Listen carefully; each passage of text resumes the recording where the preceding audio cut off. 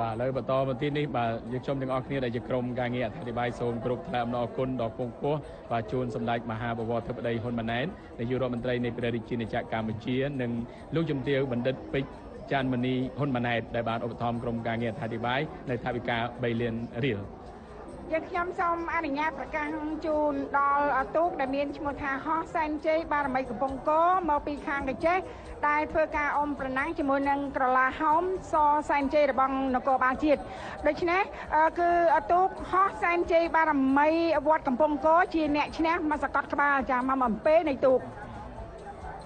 បាទសម្រាប់គូមកបន្តទៅទៀតនេះបាទគូទី117បាទខ្សែទឹកខាងក្រៅបាទកំពុងតែធ្វើដំណើរ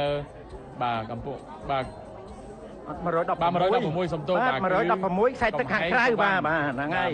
ក៏ហែងសវណ្ណកុមារមហាហង្សសែនជ័យច្បារអំពើរាជធានីភ្នំពេញដែលទទួលជ័យជំនះលើខ្លែងក្លាហានបាសានមាន